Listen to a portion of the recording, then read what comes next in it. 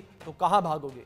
जी हां, जब से राफेल और सुखोई आक्रमण जो है वो कर रहे हैं, यानी कि युद्ध अभ्यास में जुटे हुए हैं, पाकिस्तान की नींद उड़ गई है। राफेल से हमला कब होगा, कैसे होगा, कहां से होगा, इसी के इंतजार में पूरा पाकिस्तान सहमा हुआ है।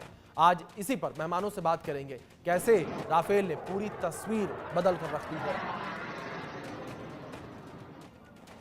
पहलगाम हमले के बाद राफेल का आक्रमण अभ्यास। राफेल पड़ोसी मुल्क के बेहद पास। राफेल की स्कैल्प मिसाइलें मारेंगी तो बाप बाप करेगा पाकिस्तान। राफेल ने बदल दिया पूरा खेल। पहलगाम आतंकी हमले के बाद पाकिस्तान को सबक सिखाने का काउंटडाउन शुरू हो चुका है। भारत और पाकिस्तान के बीच पूरी रात टेंशन का माहौल रहा। बताया गया श्रीनगर के आसमान में राफेल रात भर उड़ान भरते रहे। एयरफोर्स के फाइटर जेट्स के साथ साथ ट्रांसपोर्ट एयरक्राफ्ट ने भी रात में उड़ान भरी है। फाइटर जेट्स ने बॉर्डर के बेहद करीब तक जाकर उड़ान भरी है। इस दौरान airborne warning and control system से लैस राफेल ने दुश्मन पर पैनी नजर रखी। हालांकि एयरफोर्स इसे रूटीन अभ्यास बता रही है, लेकिन इसकी टाइमिंग ने पाकिस्तान की रातों की नींद उड़ा दी है। आपको बता दें कि पुलवामा हमले के बाद फरवरी 2019 में भारत ने बालाकोट एयर स्ट्राइक की थी। भारतीय सेना ने पाकिस्तान के अंदर घुसकर आतंकवादी ठिकानों को तबाह कर दिया था। भारतीय वायुसेना ने 2019 में मिराज 2000 लड़ाकू जेट का इस्तेमाल किया था। इसमें प्रेसिजन गाइडेड बमों का इस्तेमाल किया था। लेकिन अब राफेल जेट्स के लिए स्कैल्प मिसाइलें हैं, जिनकी सटीक मारक क्षमता 300 किलोमीटर से अधिक है। ये मिसाइलें बेहद प्रभावी और भारत की मारक क्षमता को कई गुना बढ़ाती हैं। इधर भारतीय नौसेना ने आईएनएस विक्रांत को अरब सागर में उतार दिया है। आईएनएस विक्रांत का MiG-29K फाइटर जेट और ऐसे हेलीकॉप्टर तैनात किए गए हैं जो अटैक करने में सक्षम हैं। गुरुवार दोपहर आईएनएस सूरत युद्धपोत से मिसाइल की सटीक टेस्टिंग की। ये मिसाइल सतह से समुद्र में दुश्मन पर सटीक हमला करती है। सूत्रों के मुताबिक आईएनएस विक्रांत की नौसेना के कारवार नेवल बेस से अरब सागर में जाते वक्त सैटेलाइट इमेज सामने आई है। कुल मिलाकर पाकिस्तान समंदर और आसमानी रास्ते से घिर चुका है। हमला किसी भी वक्त हो सकता है। Bureau report, India news. Rafale अब हवा में उड़ान भर रहा है और राफेल जो है वो लगातार अभ्यास कर रहा है। राफेल से अभ्यास किया जा रहा है। जैसे ये खबर पाकिस्तान में पहुंची है, पाकिस्तान के लोगों की नींद उड़ गई है।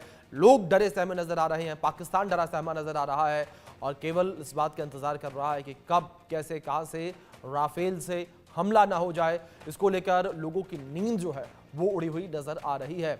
और दूसरी ओर भारत जो है लगातार पाकिस्तान पर लगाम कसने की तैयारी में है और एक बड़े एक्शन की तैयारी लगातार पाकिस्तान पर की जा रही है। जिस तरीके से पहलगाम में आतंकियों के द्वारा एक नापाक हरकत की गई, आतंकियों के द्वारा बेकसूरों की जान ली गई, इसको लेकर पाकिस्तान को लेकर भारत में आक्रोश है, भारत के लोगों में आक्रोश है, भारतीय सरकारी है और हमले की उम्मीद लगाकर पाकिस्तान भी बैठा हुआ है। पाकिस्तान भी डरा सहमा हुआ नजर आ रहा है। पाकिस्तान लगातार इस डर के साए में जी रहा है कि कभी भी उसके ऊपर हमला हो सकता है। इस बीच एक बड़ी खबर सामने आ रही है। भारत पाकिस्तान तनाव के बीच रूस का बड़ा फैसला सामने आया है।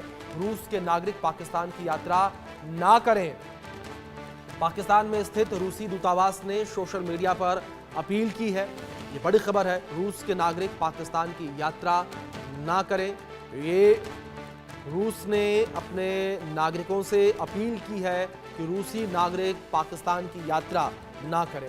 ये बड़ी खबर इस बीच निकलकर सामने आ रही है। रूसी नागरिकों से पाकिस्तान की यात्रा ना करने की अपील की गई है। ये बड़ी खबर है और रूस के नागरिक पाकिस्तान की यात्रा ना करें। ये बड़ी खबर जो सामने आ रही है। भारत पाकिस्तान तनाव के बीच रूस का बड़ा फैसला सामने आया है। रूस के नागरिक पाकिस्तान की यात्रा न करें। रूस ने अपने नागरिकों से अपील की है। ये बड़ी खबर जो इस बीच सामने आ रही है। रूस ने अपने नागरिकों से अपील की है। ये बड़ी खबर जो इस बीच सामने आ रही है। रूस ने अपने नागरिकों से अपील की कि पाकिस्तान की यात्रा न करें। ये अपील पाकिस्तान के द्वारा की पाकिस्तान में ना जाने के लिए की गई है रूस के द्वारा। पाकिस्तान स्थित रूसी दूतावास के द्वारा सोशल मीडिया पर पोस्ट भी साझा की गई है इस विषय को लेकर। ये बड़ी खबर जो इस बीच सामने आ रही, भारत पाकिस्तान तनाव के बीच रूस का बड़ा फैसला सामने आया है ये।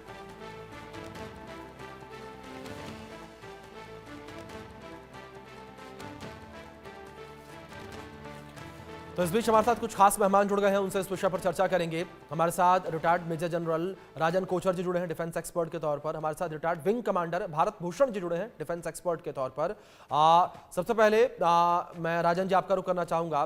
जिस तरीके से जो एक तनाव की स्थिति देखने को मिल रही है भारत पाकिस्तान के बीच और पाकिस्तान में डर का माहौल देखने को मिल रहा है, इस पाकिस्तानी डर के माहौल के बीच रूस ने जिस तरीके से यह बड़ा फैसला लिया, अपने नागरिकों से उसने अपील की कि आप पाकिस्तान की यात्रा ना करें।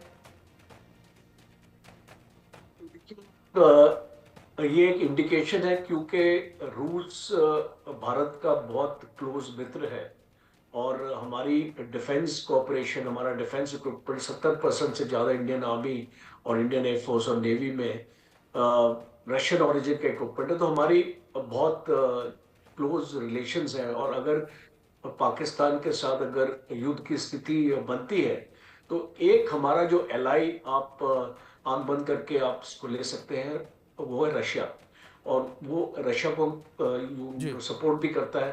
तो जिस तरीके का कल एक स्पीच प्राइम मिनिस्टर मोदी ने, आपने देखा होगा कि पीएम मोदी अंग्रेजी में भी बोले थे, वो बेसिकली इंटरनेशनल ऑडियंस को था कि भाई अब भारत कुछ बड़ा करने वाला है।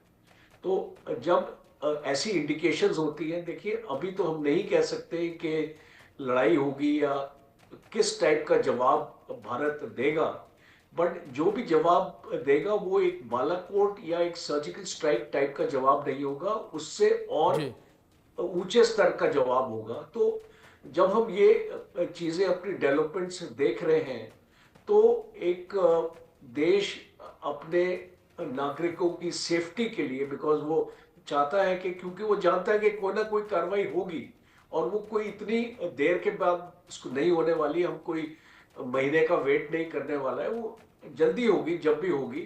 तो वो एक एडवाइजरी इशू होती है, जो भी हालात जब ऐसे होते हैं, आपको याद होगा जब यूक्रेन में भी हुआ था तो वहां पर भी एडवाइजरी इस तरीके की दी गई थी। और कहीं पर भी जब ऐसा तनाव का एक स्थिति होती है तो ये एडवाइजरी दी जाती है। तो इसको मुझे लगता है कि उस संदर्भ में हमको इसको देखना चाहिए, क्योंकि इसको रशिया ने एक प्रिकॉशनरी अपना स्टेप लिया है और रशिया को देखते हुए मुझे लगता है कि बाकी देश भी ऐसी अपनी एडवाइजरीज निकालेंगे, यूएसए भी निकालेगा और बाकी देश भी निकालेंगे, बिकॉज कोई भी देश नहीं चाहेगा कि उनके नागरिक एक डेंजर की सिचुएशन में या एक खतरे की सिचुएशन में पाए जाए। और जिस तरीके का एक्सरसाइजेस हमारी एयरफोर्स भी कर रही है, आक्रमण एक्सरसाइज अब जानते हैं एयरफोर्स राफेल के साथ और सुखोई 30 के साथ कर रही है, अपनी तैयारी कर रही है, तो उसकी एक इंडिकेशन भी मिलती है लोगों को कि भारत ऑलरेडी अपने तरफ से अपनी तैयारी अपना कर रहा है। अब ये चीजें ज्यादा मीडिया में डिस्कस होती नहीं है, पर जो भी तैयारी भारत की फौज कर रही है, वो भारत की फौज को पता है कि वो किस तरीके की तैयारी कर रही है। आने वाले वक्त में जब भी उनको आदेश मिलेगा, वो अपना जो भी स्ट्राइक है पाकिस्तान में कैरी आउट करें। जी ठीक है। इस बीच हमारे साथ खास मेहमान जुड़े हैं, सोहेल काजमी जी भी हैं जो कि सीनियर जर्नलिस्ट हैं जम्मू कश्मीर से। काजमी जी आपका भी स्वागत है। काजमी जी, एक रिएक्शन मैं आपका चाहूँगा इस विषय पर। जिस तरीके की स्थितियाँ लगातार ही बनी हुई हैं और जो अटैक पाकिस्तान के द्वारा ये किया गया, इसको लेकर मैं आपका रुख करूंगा, लेकिन उससे पहले एक बड़ी खबर सामने आ रही है, उस खबर का रुख कर लेते हैं, अपने दर्शकों तक ये बड़ी खबर पहुंचा दें। सिंधु जल संधि पर जल शक्ति मंत्री CR पाटिल का बयान सामने आया है। पाकिस्तान जाने वाला पानी रोका जाएगा, CR पाटिल ने कहा कि एक बूंद पानी पाकिस्तान न जाए, CR पाटिल ने कहा। तो केंद्रीय जल शक्ति मंत्री का ये बड़ा बयान सामने आया, उन्होंने कहा कि एक बूंद पानी पाकिस्तान न जाए। ये बड़ी खबर जिस बीच सामने आ रही है, सिंधु जल संधि को लेकर जिस तरीके से बैठक की जा रही थी, गृह मंत्री अमित शाह के आवास पर यह बैठक चल रही थी, ये बड़ा बयान सामने आया है और हमारे साथ जिस तरीके से खास मेहमान जुड़े हुए हैं, सोहेल जी मैं आपका रुख करूंगा सीधे और रिएक्शन सीधे मैं आपका इसी विषय पर चाहूंगा। जिस तरीके से सिंधु जल संधि को लेकर ये बड़ा बयान सामने आया है केंद्रीय मंत्री CR पाटिल का, उन्होंने कहा कि एक बूंद भी पानी पाकिस्तान न जाने पाए। किस तरीके के त्राहिमाम की स्थिति आप पाकिस्तान में देख रहे हैं आने वाले दिनों में? देखिए, बहुत अच्छा स्टेप है और हम सल्यूट करते हैं जम्मू कश्मीर के निवासी होने के नाते कि जो बोला वो कर दिया। देखिए, हमें स्ट्रिक्ट होना पड़ेगा, हमें बड़ा दिल दिखाने की जरूरत नहीं है। अटल जी का वक्त जो था, आपने देखा कि कॉन्फिडेंट बिल्डिंग मेयर्स हमेशा हिंदुस्तान से, चाहे मनमोहन सिंह का वक्त था, कॉन्फिडेंट बिल्डिंग मेयर जितने भी हम यहाँ से अच्छे पाकिस्तान को भेजते थे, वो हमेशा स्टैप करते थे हमारी पॉलिसीज को, हमारे कॉन्फिडेंट बिल्डिंग मेयर्स हो। हिंदुस्तान ने हमेशा चाहा कि उनके साथ एजुकेशन को लेके, कल्चर को लेके सब चीजों का आदान प्रदान हो, लेकिन पाकिस्तान कभी भी खरा नहीं उतरा और हमेशा एक दुश्मन पड़ोसी होने का ही उन्होंने सबूत जाहिर किया। बिल्कुल जनरल राजन साहब बिल्कुल ठीक बोल रहे हैं कि अब एयर स्ट्राइक नहीं होगी, हमें भी ये पता है। मैं 6 दिन पहले जब उनके chief of the army staff की बातचीत सुन रहा था, जो इंटेलेक्चुअल क्लास पाकिस्तान से कर रहे थे, वो सिवाय रेडिकलाइजेशन के और कोई उसमें नजर नहीं आ रहा था उनकी पूरी फुल फ्लैश भाषण में, जो इंडिकेट कर रहा था कि वो कुछ ना कुछ अब जम्मू कश्मीर में जरूर करेंगे जिससे कि पूरी दुनिया में हाइप लेंगे। अब वो फंस गए, वो रेडिकलाइज जो है उल्टा पड़ गया। हिंदुस्तान के लोगों ने बता दिया कि यहाँ हिंदू मुस्लिम नहीं है, आपने जो भी एक वहशियाना हरकत यहाँ की है वो इंसानियत के नाम पे एक दब्बा है। पूरे भारतीय उसके लिए कंडेम करते हैं और पूरे भारतीय इसकी निंदा करके सड़कों पे उतर आए, कैंडल मार्चेस निकाले, जो मैं समझता हूँ अपने आप में दर्शाता है कि हिंदुस्तान का हर बच्चा, हर बुजुर्ग जो है भारत को आगे ले जाने में, भारत के निर्माण में अपना रोल प्ले कर रहा है। और इससे पाकिस्तान जो है फ्रस्ट्रेट हो चुका है और उसकी रेडिकलाइजेशन की जो पॉलिसीज 30 साल से जम्मू कश्मीर को तबाह करती रही, बच्चों को गुमराह करती रही। अब जो आप पहले कह रहे थे कि कुछ लोग, कुछ फ्रिंज एलिमेंट में कहूंगा 10 होंगे, 50 होंगे, 100 होंगे, जो अभी भी उनके पैसे के बलबूते पे उनके किराए के टट्टू बन जाते हैं, वो हैं। उसमें भी हमारी पैरामिलिट्री की और खासकर इंडियन आर्मी की और यहाँ के सरकार की नजर है। जिस वक्त जो भी दिखेगा उसको छोड़ा नहीं जाएगा। मैं समझता हूँ कत्ल करने से बड़ा मुजरिम वो होता है जो उनके साथ देता है, जो उनका कोरियर बनता है, जो उनको खाना खिलाता है, जो उनको हाइड आउट्स बताता है, जो उनकी मदद करता है। तो मैं समझता हूँ अब जो है हम स्ट्रेट हैं और ऑपरेशन ऑल आउट को और मजबूत किया जाएगा और हमारे दुश्मन को दुश्मन की भाषा में सिखाया जाएगा, जैसे 2014 से ऑपरेशन ऑल आउट चल रहा था। और मेजर इंसिडेंट, पाकिस्तान तो 24 घंटे में 24 इंसिडेंट करना चाहता है, लेकिन हमारी इंडियन आर्मी और हमारे जो लोग हैं, सबसे इंपॉर्टेंट जम्मू कश्मीर की आवाम जो है, वो अपनी पैरामिलिट्री के साथ, इंडियन आर्मी के साथ हाथ से हाथ मिला के जम्मू कश्मीर को इनकी नापाक हरकतों करने से बाज करती है और कहीं कहीं ऐसे करारे जवाब देती है कि वो थोड़े दिन बिल्कुल सटपटा जाते हैं। और ये जो राफेल की बात आप बता रहे हैं, अगर वो तो हमारे बॉर्डरों के ऊपर से भी गुजरा है तो नींद उनकी वैसे ही उड़ गई होगी, क्योंकि वो सिर्फ बोलते बहुत है, अंदर उनके कुछ नहीं है। सिर्फ इकोनॉमिकल पॉलिटिकल रिसेशन से जूझता हुआ मुल्क, सारे प्राइम मिनिस्टर इंस्टॉल्ड, सारी सरकारें इंस्टॉल्ड और बीक का कटोरा लेके कश्मीर का राग रागने के अलावा पूरी दुनिया में और कोई काम नहीं। तो मुझे लगता है बिल्कुल जिस तरीके से मोदी जी आगे बढ़ रहे हैं, पूरा भारत उनके साथ है, पूरी दुनिया इनफैक्ट उनके साथ है। बिल्कुल सोहेल जी, बिल्कुल ठीक कहा आपने। डर का माहौल पाकिस्तान में लगातार इस वक्त देखने को मिल रहा है।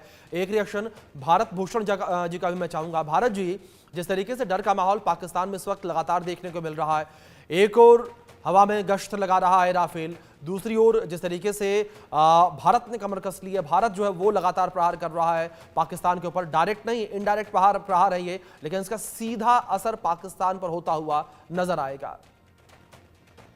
ये हर फील्ड में, इकोनॉमिकली या मिलिटरीली या इवन सोशली और इंटरनेशनल रिलेशन में, सारे तरह से अटैक हो रहा है हमारे तरफ से। और मोदी जी ने कहा है ये चलता रहेगा और उनको जितना डर लगेगा तो और ही वो फंसते जाएंगे और ही गड़बड़ कर रहे हैं। वो लोग गलती करते आ रहे हैं कि शिमला एग्रीमेंट नहीं है। पहले शिमला एग्रीमेंट उन्होंने कभी फॉलो ही नहीं किया तो अब जब शिमला एग्रीमेंट नहीं बोलते हैं तो बॉर्डर ही नहीं रहा साहब J&K में, तो आपके लिए आपको छूट है अंदर जाने में। अगर शिमला एग्रीमेंट जो एग्रीमेंट किया हुआ था, जब हमने 91,000 सोल्जर्स को फ्री कर दिया था उनको, वो गलत काम किया था उस टाइम में। लेकिन अगर शिमला एग्रीमेंट नहीं है, जो उन्होंने माना ही नहीं, तो हमारे तो पूरी छूट है अभी। और हमारे फोर्सेस को गवर्नमेंट ने पूरी छूट दे रखी है, अपना प्लान करिएगा, जब तैयार हो जाएंगे आपकी मर्जी से, तब जब तक उनको जो कांपने दीजिए पाकिस्तान को। और पाकिस्तान का खोखला है, को फॉरेन एक्सचेंज नहीं है, उनकी ट्रेड नहीं चलती है, उनके पास इंटरनल डिविजन्स हैं। हो भी सकता है कि आसिम मुनीर कोई कर डाल दे, शहबाज नजीर इसको निकाल देंगे, क्योंकि आजकल वहां पे तो ये चल रहा है, उनका तो एक ही है, रेडिकलाइजेशन एंड अटैकिंग वैसे इनविडियसली। वो भी ये नहीं कि भाई चलो ओपनली मारा है, तो उनको पास शक्ति ही नहीं है ना कुछ जी। खोखला देश है पूरा जी। और कोई देश उनको अभी तक, कोई मुस्लिम कंट्री में नहीं उनको जो है सपोर्ट नहीं किया है अब तक। किसी ने उनको बारे में अच्छा नहीं बोला कि जो हाँ छोड़ दीजिए। अब ये तो बातें हम सुनते रहेंगे, इंटरनेशनल फोरम में एग्रीमेंट कर लो, बैठ के बात कर लो, वो जमाना हो गया। प्राइम मिनिस्टर ने कहा कि the time for talking is over, now question of action. और जो जैसे बोलते हैं जूतों के लात, तो बातों से नहीं मानेंगे, अब ये होने वाला है जी। कई बार हमने अपनी सॉफ्ट अप्रोच करके जो है तो खोया ही है, कुछ नुकसान ही हुआ हमको। बिल्कुल भारत जी, बात करने का प्रयास भारत ने लगातार किया, लेकिन पाकिस्तान कभी भी बातचीत करने के लिए टेबल पर नजर नहीं आया। इसी के साथ राजन जी मैं आपका रुख करना चाहूंगा, और जिस तरीके से यहाँ पर भारत जी ने बड़ी महत्वपूर्ण ये बात कही है कि बातचीत करने का प्रयास भारत के द्वारा लगातार किया गया, लेकिन दूसरी ओर राजन जी एक बात पाकिस्तान के द्वारा लगातार ये कही जा रही है कि आने दो भारत को, हम भी हाथ पर हाथ धरे नहीं बैठे हैं। अगर भारत की सेना पाकिस्तान से कंपेयर की जाए तो 3 से 4 गुना ज़्यादा हमारी सेना पाकिस्तान से है ज़्यादा। अगर हम लड़ाकू विमानों को लेकर बात करें वो हमारे पास ज़्यादा, टैंक को लेकर बात करें वो हमारे पास ज़्यादा। इसके बावजूद भी किस तरीके से पाकिस्तान की गिदड़ भपकियां निकलकर सामने आ रही हैं। शेख, एक डिफेंस में तो 40 साल फौज में रहा हूं, तो आपको अपने दुश्मन को ना कभी अंडर एस्टिमेट नहीं करना चाहिए। हम लोग कई बार जज्बात में बह जाते हैं जी। पाकिस्तान आर्मी कोई कमजोर फौज नहीं है, let me tell you that ji. पहली चीज मैं आपको बताऊं कि पाकिस्तान आर्मी एक प्रोफेशनल आर्मी है, और हम उनको, और हमारी फौज भी प्रोफेशनल है, और हम जानते हैं कि पाकिस्तान की फौज के साथ कैसे डील करना है। फौज में लड़ाइयाँ खाली इक्विपमेंट से नहीं जीती जाती हैं, जज्बे से और बहादुरी से जीती जाती। और हमारे जो जवान हैं, आपको याद होगा 1971 में जनरल नियाजी ने स्टेटमेंट दिया था कि अगर आपके ऑफिसर्स पाकिस्तान आर्मी को लीड करें और पाकिस्तान के जवान हो तो हम वर्ल्ड की नंबर 1 आर्मी हो सकते हैं। तो जो एक लीडरशिप है हमारी फौज में, आपने कारगिल में देखा, आपने कारगिल में ये देखा कि दुश्मन ऊपर डिप्लॉयड है, चोटी पे बैठा है, और फिर भी हमने उसके ऊपर अटैक करके उसको वहां से निकाला। तो आप समझ सकते हैं कि जो जज्बा एक भारतीय फौज में है वो शायद यहाँ की किसी भी फौज में नहीं है। और अगर हम इक्विपमेंट्स की बात करते हैं, देखिए अब हर एक आदमी अपने आप को अपग्रेड करने की कोशिश करती है। पाकिस्तान के पास 70% चाइना का इक्विपमेंट है, और आप जानते हैं कि चाइना का इक्विपमेंट के ऊपर आप भरोसा नहीं कर सकते हैं, बिकॉज उसमें कहीं पर भी ऑपरेशनली वो टेस्टेड नहीं है। हमारा जैसे हमारे पास राफेल है, आपको मैं एक एग्जांपल देता हूं, जो उसके पास चाइना ने उसको स्टेल्थ फाइटर JF-17 दिया है, वो एक भी युद्ध में उस फाइटर ने काम नहीं किया। आपका राफेल देख लीजिए, राफेल पिछले 10-15 साल में बहुत कतार के पास है, बहुत सारी गल्फ कंट्रीज के पास है, और वो लड़ाई में शामिल हुआ है और टाइम टेस्टेड एक वेपन प्लेटफॉर्म है। और भारत के पास जो T-90 टैंक है, और जो इनके जो चाइनीज टैंक जो पाकिस्तान के पास है, उसका भी कोई भी ऑपरेशनल टेस्टिंग नहीं हुई है। तो आप हमको जब हम कंपैरिजन करते हैं, नंबर्स एक तरफ और जो काबिलियत उस इक्विपमेंट की है आपके पास वो दूसरी तरफ, और इसीलिए हम जब दो मुल्कों में कंपैरिजन करेंगे तो जब अगर ये लड़ाई होती है, मेरा तो ये मानना है कि लड़ाई नहीं होनी चाहिए, बट अगर होती है तो पाकिस्तान को ज्यादा घबराने की जरूरत है, क्योंकि जिस टाइप का फोर्स लेवल हमारे पास है, जिस टाइप की क्षमता हमारे इक्विपमेंट में है और हमारे जवान में है। और एक लास्ट पॉइंट मैं आपको यहाँ पे कहना चाहूंगा कि इस लड़ाई में आप देखेंगे हम टू फ्रंट की बात करते हैं, यहाँ पे कोई टू फ्रंट नहीं होने वाला है जी। चाइना इस लड़ाई में शामिल नहीं होने वाला है। चाइना जानता है कि अगर वो शामिल होगा तो चाइना को भी भुगतना पड़ेगा, इसीलिए आज चाइना टैरिफ्स के साथ झूल रहा है, उसको भारत जैसी मार्केट नहीं मिलेगी और इसीलिए चाइना ने भारत के साथ हाथ मिलाया है और ड्रैगन एलिफेंट डांस की बात करता है। वो समझता है कि भारत के साथ दुश्मनी नहीं बोल सकता है आज की डेट में। आने वाले वक्त में देखेंगे क्या होता है, बट अगर हम आज की बात करें तो आप देखेंगे कि चाइना हमारे साथ नहीं भिड़ेगा और पाकिस्तान भी ये जानता है।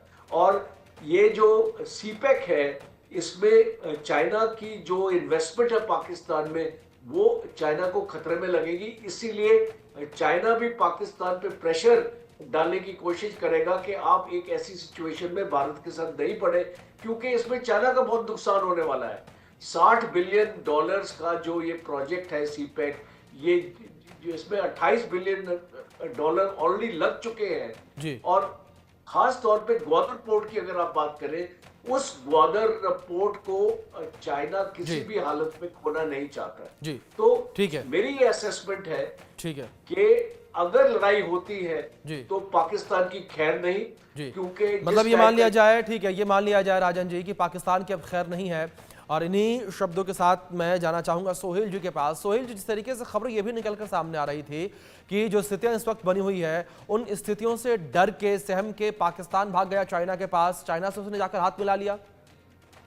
देखिए, चाइना और पाकिस्तान एक ही हैं। पाकिस्तान नीच नहीं मार सकता जब तक चाइना की इजाजत ना हो।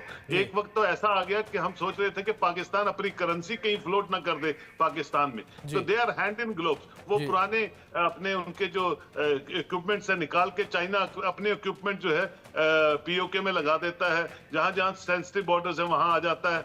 पाकिस्तान की को बचाने के लिए, पाकिस्तान को शह देने के लिए चाइना हमेशा तैयार रहता है। उसमें सीपैक एक इंपॉर्टेंट है जिसका जिक्र जनरल साहब ने किया, और बहुत सी चीजें हैं। सड़कें उन्होंने बना दी, पावर प्रोजेक्ट चाइना डेडिकेट कर रहा है, उनके हॉस्पिटल्स वो डेडिकेट कर रहा है। तो ये कोई नई बात नहीं है। चाइना और पाकिस्तान तकरीबन मिलते जुलते सिस्टम से चलते हैं, लेकिन जैसे इन्होंने कहा कि अब चाइना भी अफोर्ड नहीं कर सकता टैरिफ्स का जो चल रहा है इस वक्त सिलसिला, तो इसलिए उसको बैकफुट पे थोड़ा रहना पड़ेगा। और हिंदुस्तान को आप लाइटली नहीं ले सकते। आज पूरी दुनिया में फॉरेन पॉलिसी के एतबार से हिंदुस्तान की रेटिंग नंबर 1 है, ये पूरी दुनिया जानती है। नहीं जानती तो 40 मुल्क यहाँ G20 की कॉन्फ्रेंस में नहीं आते। जम्मू कश्मीर को इलेक्शन को रिव्यू करने के लिए 20 ममालिक के डिप्लोमेट। बिल्कुल सोहेल जी, जिस तरीके से आपने जिक्र किया, जाहिर तौर पर जो स्थितियां हैं वो बड़ी विपरीत इस वक्त बनी हुई नजर आ रही है पाकिस्तान के लिए। अब देखना यहाँ पर यह होगा कि आने वाले दिनों में क्या स्थिति बनती नजर आती है और किस तरीके से जो लगातार पाकिस्तान डर के साए में है क्या होता है उसका।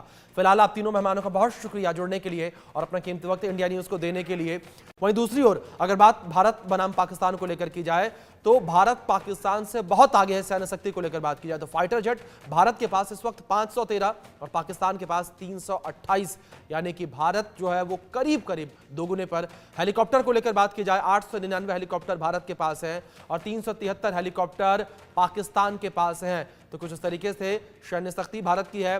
टैंक को लेकर बात की जाए 4201 यानी कि 4201 टैंक भारत के पास, 2627 टैंक पाकिस्तान के पास हैं। और अब अगर बात आर्म्ड व्हीकल्स को लेकर की जाए तो 1,48,594 व्हीकल्स भारत के पास, तो वहीं 17,516 व्हीकल्स पाकिस्तान के पास है। इन आंकड़ों से आप ये अंदेशा लगा सकते हैं कि पाकिस्तान कितना पीछे है। आर्टिलरी को लेकर बात की जाए 3,975 भारत के पास है, 2,629 जो है वो पाकिस्तान के पास है। तो इन आंकड़ों से आप खुद अंदेशा लगाइए कि भारत जो है वो कितना आगे और भारत की सैन्य ताकत कितनी मजबूत। फिलहाल वक्त ब्रेक का, बने रहे इंडिया न्यूज के साथ।